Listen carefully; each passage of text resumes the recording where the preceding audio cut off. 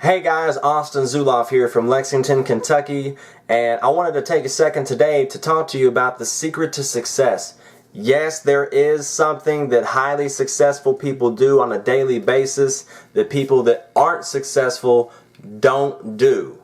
And it's crazy how simple it is, but it takes a little bit of discipline. And some people, if you don't know to do this, then you just go through life not knowing, So, I mean, the difference between someone having a very successful, happy life and someone having less than successful, moderately successful even life is this one thing. And I'm going to reveal it to you today and steps on how to do it properly and effectively.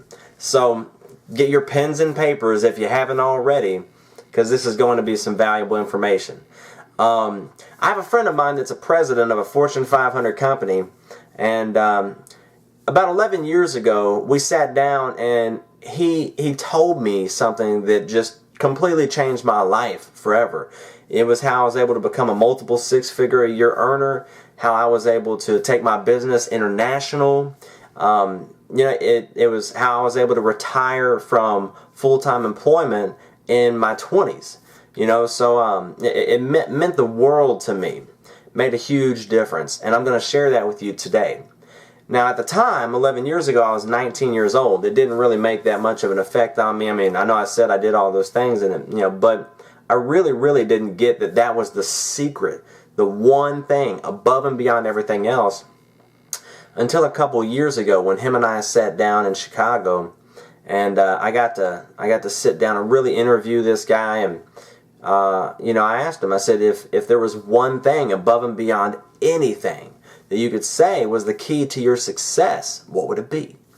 And so he told me, and I had heard it before at a junior executive training class for combined insurance whenever I was about 20 years old. And I'd like to share that story with you real quickly before I break down these 8 steps.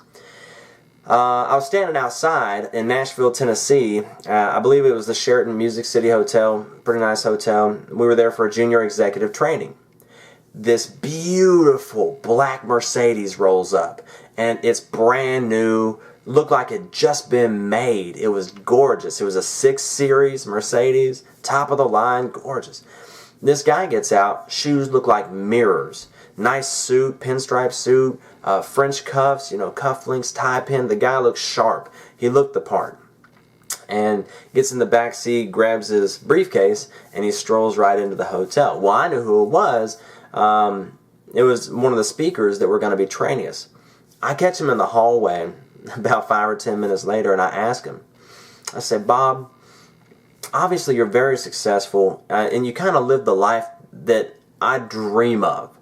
If you could give me one simple key to your success above and beyond everything else, what would it be? And he said, I don't think it's fair that I tell you right now. I don't think it's fair that I tell you, and I don't tell the rest of the junior executives. So I'll tell you here in a little bit about why. Just go grab your seat. So, I wasn't satisfied with that because I wanted to interview the guy, but I went and sat down. He came in a few minutes later, and he wrote on the board, goal setting, the secret to success.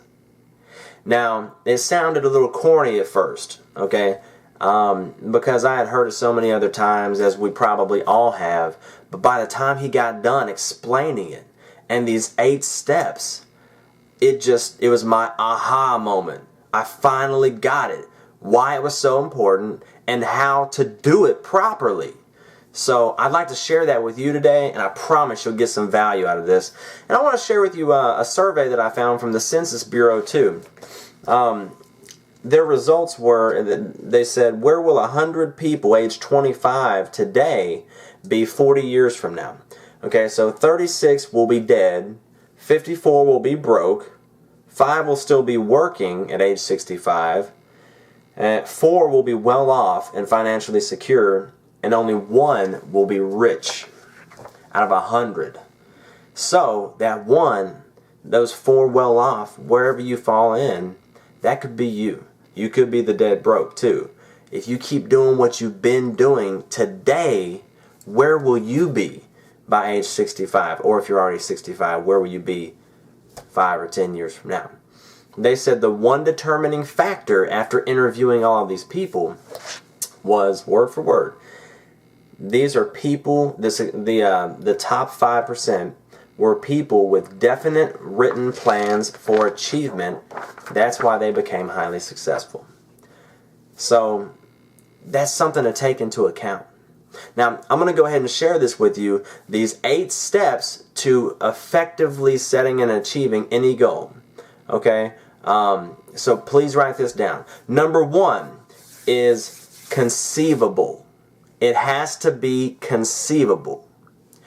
Another way to describe that is you have to be able to visualize it. Okay? Highly successful people are able to visualize a goal completed before they even start on that goal. It's just like a basketball player at the free throw line. If they want to make that shot, they're sitting there visualizing it.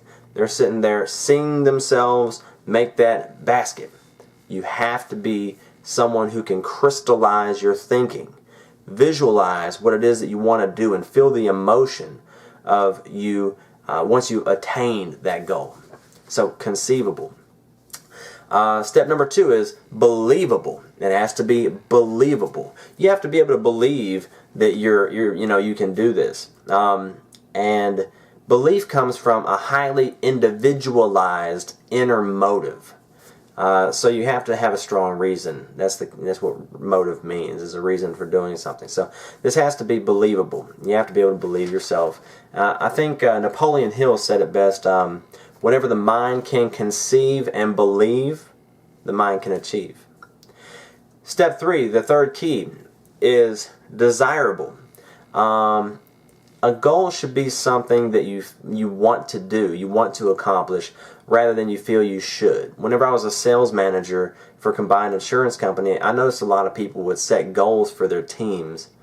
And I never quite got that, because shouldn't a goal be something that you set for yourself that you want to do, rather than somebody telling you you should do? I believe so. So the fourth key is achievable. Okay, you have to have the resources to accomplish this goal, or know where to get them. So that fourth step, achievable, obviously is very important, but not as important to me as the fifth step. This is very important, and I want you to really take notice of the fifth step, is measurable. The fifth key is it has to be measurable. You have to have a tracking system for it. It has to be measured daily. You need to know what your goal is and how to track it monthly, weekly, daily, sometimes even hourly. So it has to have a start date or a completion date. So you have to be very specific. It can't just be, I want to make more money. Okay, you made $1. Here you go. So it has to have specific attributes. If it's a dollar amount, how much money? How much do you need to make daily, hourly, whatever the case may be, by when? Okay, so make sure that you really take notice of that one. That's probably one of the more important ones. Number 6 is controllable. So this has to be something that you can control. Either that or a successful negotiation with someone else. So it kind of goes back to that achievable. Now the next one is committed. Let's see. You have to have a commitment. The difference between a commitment and an objective is a commitment is a don't come back until you get it goal. It's what keeps you up at night. It's worst case scenario, that's what you're going to get, is your commitment. An objective is kind of like your aim high goal, okay? So you have to manage by your objective, but live by your commitment. Okay, they're two separate things. I might have a goal of making $1,000 today. Okay, that's my commitment. My objective would be make $3,000. The cool thing about aiming high and having an objective is if you shoot for the moon and miss, at least you land among the stars. So even if you're aiming high and you miss, you hit your commitment. The last key I can give you to goal setting is it has to be growth facilitating. Growth facilitating. What that means is it has to be something that's going to be for the better, for the good. It has to be something for the good for you and for everyone else. W. Clement Stone always said it best, I think, is it can't go against the laws of your fellow man or the laws of God. So I really hope that these 8 keys to effectively setting and achieving goals have helped you. What I would say is have a short, mid, and long-term goal. Separate your goals, personal goals, family goals, business goals. Separate your goals well. The more specific that you can get your goals, the more you can visualize. And with visualization comes that whole law of attraction. And I'm not going to get into that because some people can't buy into universal law. But whenever you have these definite written plans for achievement, then that helps to crystallize your thinking.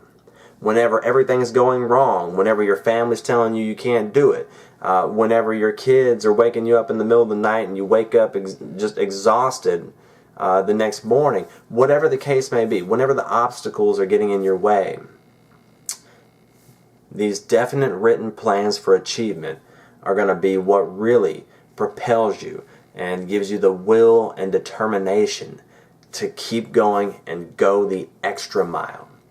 So with that, I love each and every one of you guys. I appreciate it. I'd love to see some comments on Facebook if you found this on Facebook, or on YouTube if you found it on YouTube, or on my website.